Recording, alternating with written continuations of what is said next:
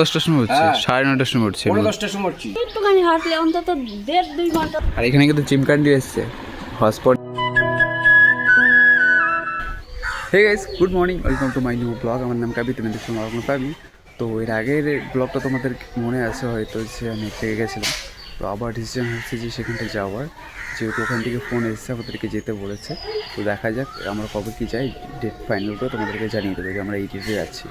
তো তোমাদেরকে যেরকম বলেছিলাম আগের ব্লগে, আবার সেই আমি সকাল সকাল ওঠার চেষ্টা করছি, যেহেতু সকাল সকাল রোদের তাপটা খুব কম থাকে।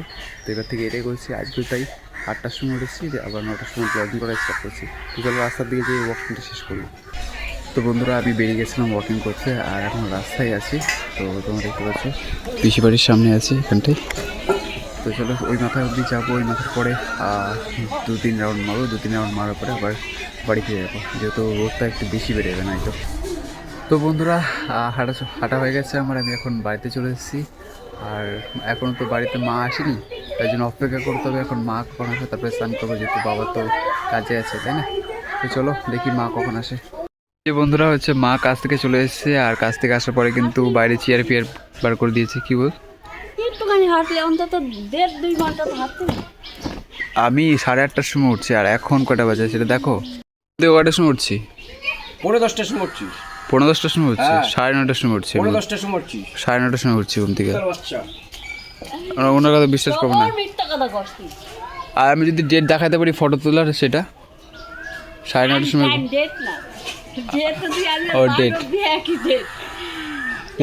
টাইম, ডেট, টাইম সব কিছুই লেখা থাকবো ফোন এইখানটাই। দেখামো যে কটার সময় ঘুম থেকে করছি। জানিস কোনদিন না, তুমি একাই জানো। কোনদিন জানিস না 8:30 কবে কখন বাজে? তুই ভাবিস এখনো ভোর, 10টা বাজলেও ভোর। তুমি জল বড় স্নান করুম, গরম লাগে কি? দাঁড়া এগুলো জামা কাপড়টা সরাই দিবি। তো এখন বাজে রাত্রি 10টা, আর এখন আমি খেতে বসেছি। তো তোমাদের সাথে শেয়ার করি, চলো রোজ শেয়ার করি, তো আজকে শেয়ার করবো যে কী খাওয়া দাওয়া করছি। তো আজকে আছে ডাল, আলু মাখা আর ভাত। মা হচ্ছে বাইরে ওখানটায় আছে, বাইরে খাওয়া দাওয়া করছে, আর বাবা হচ্ছে কাজে গেছে। তো আস্তে আস্তে সে রাত্রির 1টা, তো বাবা আজকে নেই, আর মা আর আমি বাড়িতে আছি। তো চলো আমরা খাওয়া দাওয়া করে নিই, তারপরে আবার এডিটিং আছে, এডিটিং করার পর আবার লাইভ জয়েনিং আছে। তো চলো ব্লগটা আজকের জন্য এইটুকুনি। কেমন লাগলো তোমার কমেন্ট সেকশনে জানিও। সুস্থ থাকো, স্বাভাবিক থাকো, আবার দেখা হচ্ছে তোমাদের সাথে কালকে সকালে। বাই। আর এখানে কিন্তু চিমকান্ডি এসছে, হটস্পট দিয়ে ফোন কাটছে, কিন্তু ওর কাজই হচ্ছে এইটা। তো চলো বাই।